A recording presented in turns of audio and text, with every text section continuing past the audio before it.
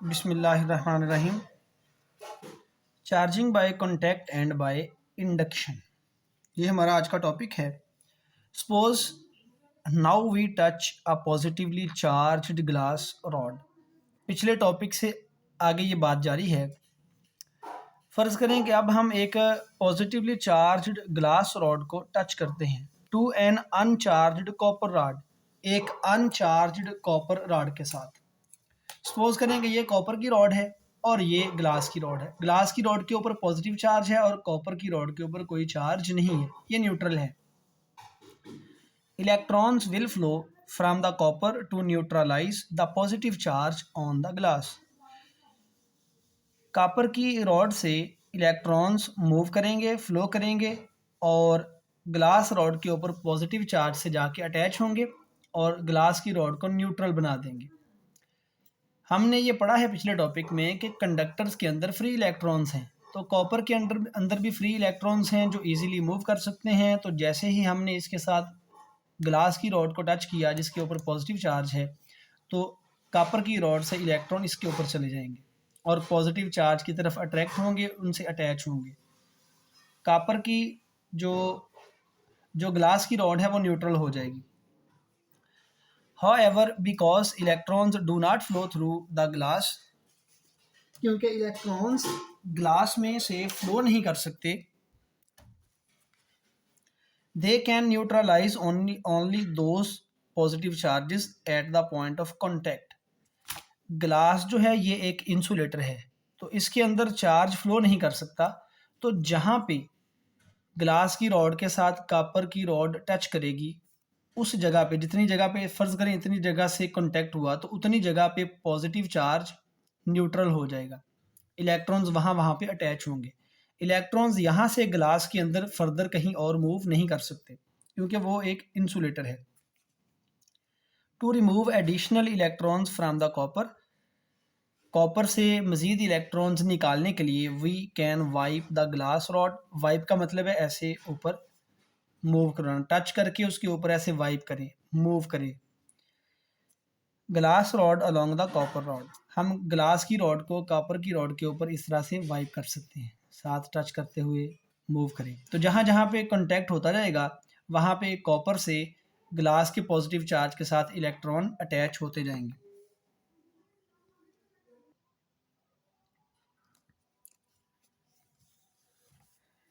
thereby transferring electrons to fresh unneutralized areas of glass।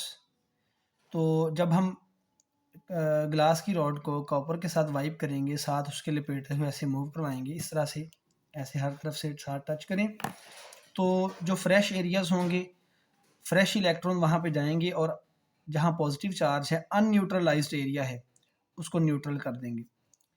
If we then remove the glass rod, फिर हम copper की rod के साथ से ग्लास रॉड को हटा लें।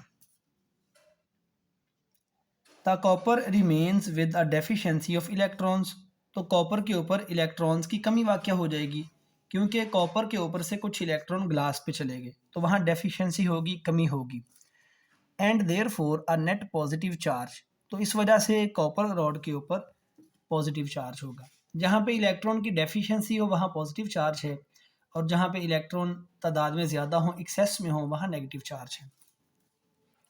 Electrons will flow through copper so that the positive charge are evenly distributed along the surface of the copper। तो कॉपर के अंदर जो बकिया इलेक्ट्रॉन्स होंगे वो अपने को रीडिस्ट्रीब्यूट करेंगे। वो जहाँ से इलेक्ट्रॉन चले गए थे कॉपर को छोड़ के, वहाँ पे भी कुछ इलेक्ट्रॉन आ जाएंगे और यूनिफॉर्मली इक्वल तादाद में हर जगह पे कॉपर के अंदर दोबारा से इलेक्ट्रॉन डिस्ट्रीब्यूट होंगे, इसे बोलते हैं रीडिस्ट्रीब्यूट होना।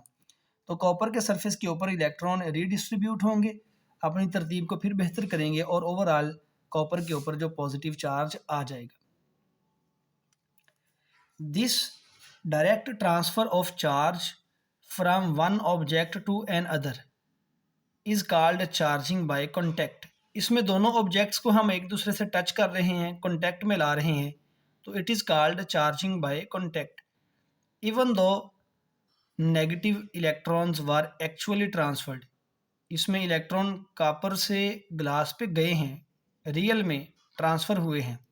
It is often convenient to regard the experiment shown in figure 25.6। ये आगे डायग्राम में हम देखेंगे। As if positive charge were transferred from the glass rod to the copper. हम इसको ऐसे कंसिडर करते हैं कि जैसे ग्लास से पॉजिटिव चार्ज कॉपर के ऊपर आ गया। इसकी रीज़न, जो ग्लास रॉड है वो पॉजिटिवली चार्ज थी, कॉपर के ऊपर कोई चार्ज नहीं था। जब हमने कॉपर की रॉड को ग्लास के साथ टच किया तो इलेक्ट्रॉन मूव करेंगे, तो अब कॉपर के ऊपर पॉजिटिव चार्ज है। तो हम इसको ऐसे लेते हैं कि जैसे पॉजिटिव चार्ज ट्रांसफ़र हो चुका है कॉपर के ऊपर, हालांकि इलेक्ट्रॉन मूव हुए तो डेफिशिएंसी हुई है। Let us return to the situation of figure 25.4, जो पिछली टॉपिक में हमने डायग्राम देखी थी। If we attach a wire between positive end of copper and ground, अगर हम ज़मीन से कॉपर की रॉड तक एक कॉपर की वायर कनेक्ट कर दें, फिर क्या होगा कि ग्राउंड से, ज़मीन से इलेक्ट्रॉन्स मूव करके आएंगे और कॉपर की रॉड की जो इलेक्ट्रॉन्स की कमी थी उसको पूरा कर देंगे। पिछले टॉपिक में आप जाके देखें, हमने ये बात की थी कि जो ग्राउंड है उसके पास इन्फिनिट सप्लाई ऑफ इलेक्ट्रॉन्स है। तो अगर हमने एक वायर कनेक्ट कर दी ग्राउंड से कॉपर तक, तो ज़मीन से इलेक्ट्रॉन मूव करके वायर के ज़रिए से कॉपर में आए, तो जो इलेक्ट्रॉन की कमी थी उसको पूरा कर दिया। Electrons will flow from ground to neutralize the positive charge in copper. ये डायग्राम भी देख लीजिए। इस डायग्राम के मुताबिक ये हमने एक कॉपर की रॉड के साथ पॉजिटिवली चार्ज ग्लास रॉड को टच किया, तो क्या हुआ कि कॉपर से electrons positively charge glass rod के ऊपर आ गए। उसके बाद की सिचुएशन ये है कि ये जो कॉपर की रॉड थी ये वाली, इसके ऊपर नेट पॉजिटिव चार्ज आ गया इलेक्ट्रॉन्स की डेफिशिएंसी की वजह से, जो हमने पिछले पैराग्राफ्स में बात डिस्कस की है। ये डायग्राम दिखाई गई है चार्जिंग बाय कांटेक्ट के लिए। Electrons flow from the copper to neutralize positive charge at the point of contact with glass, resulting charge on copper when the glass is removed. ये रिजल्टिंग चार्ज है copper पे जब glass की rod को हमने हटा दिया। Next, leaving the glass rod in place, हम ग्लास की रॉड को जैसी है वैसे ही छोड़ देते हैं। If we then remove the connection to ground, अगर हम ग्राउंड के साथ जो कनेक्शन है वो हटा दें, जो हमने वायर कनेक्ट की थी ग्राउंड के साथ, अगर हम वो हटा दें, the copper rod retain a net negative charge, तो फिर हम ये कहेंगे कि कॉपर की रॉड के ऊपर नेट नेगेटिव चार्ज है, क्योंकि ग्राउंड से इलेक्ट्रॉन्स मूव करके आ गए हैं कॉपर की रॉड के ऊपर, तो एक्स्ट्रा इलेक्ट्रॉन आने की वजह से उसके ऊपर नेट नेगेटिव चार्ज होगा। If we then remove the glass rod, अगर अब हम ग्लास की रॉड को भी हटा दें, the negative charge will distribute themselves over the surface of copper, तो कॉपर की सतह के ऊपर जो इलेक्ट्रॉन्स हैं वो खुद को रीडिस्ट्रीब्यूट करेंगे और overall uniformly negative charge copper की रॉड के ऊपर होगा। और ये इस तरह से रीडिस्ट्रीब्यूट करते हैं कि electrons try to be as far apart from one another as possible. एक कॉपर की रॉड के ऊपर फ़र्ज़ करें 10 इलेक्ट्रॉन हैं, वो 10 के 10 एक दूसरे को रिपेल कर रहे हैं, तो रिपल्शन के बाद वो एक दूसरे से उतना दूर होना चाहेंगे जितना वो हो सकते हैं। तो वो एक दूसरे को तमाम इलेक्ट्रॉन एक दूसरे से बराबर फासले पर ख़ुद को एडजस्ट कर लेंगे।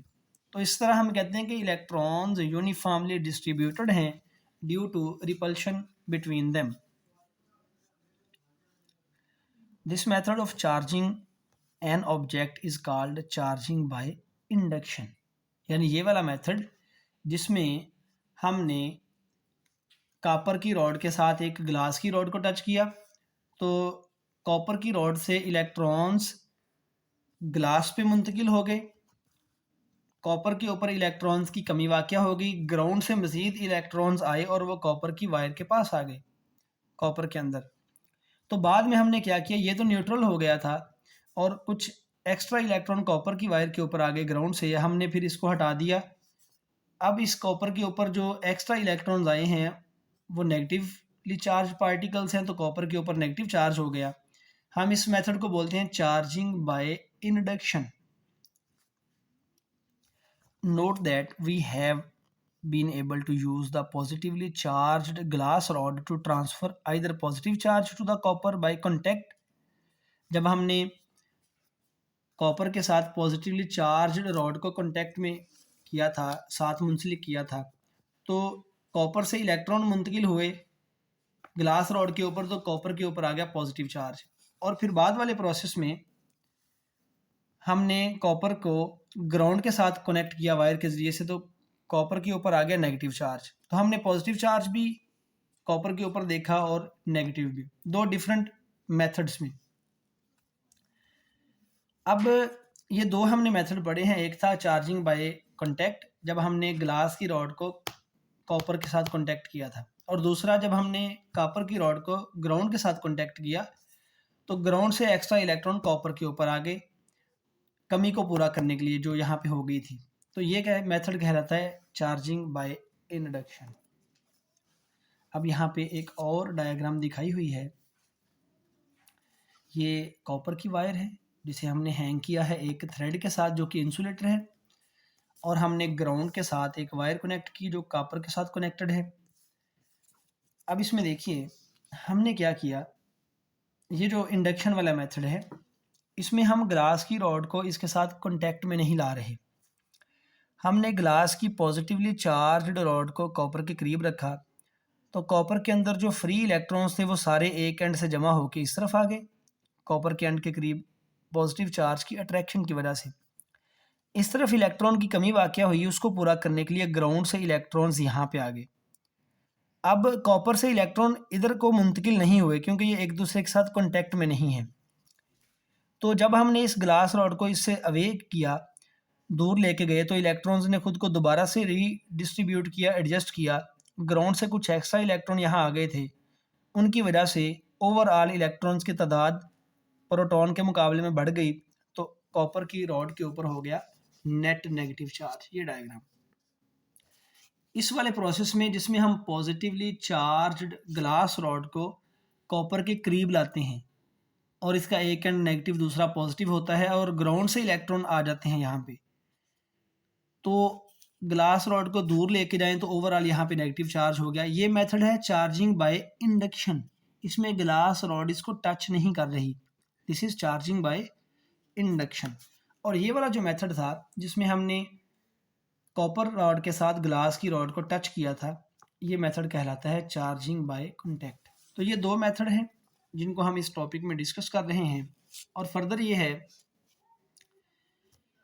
चार्जिंग बाय इंडक्शन, इस डायग्राम के हवाले से पैराग्राफ लिखा हुआ है, electrons flow from the ground to neutralize the positive charge on far end of copper, the resulting charge on copper when the glass is removed. ये फिगर बी में दिखाया गया। तो ये टॉपिक हमारा यहाँ तक मुकम्मल है, charging by contact and charging by induction. इससे अगले टॉपिक में हम कूलम लॉ की वर्ड टू वर्ड रीडिंग करेंगे और उसके कॉन्सेप्ट्स को समझने की कोशिश करेंगे।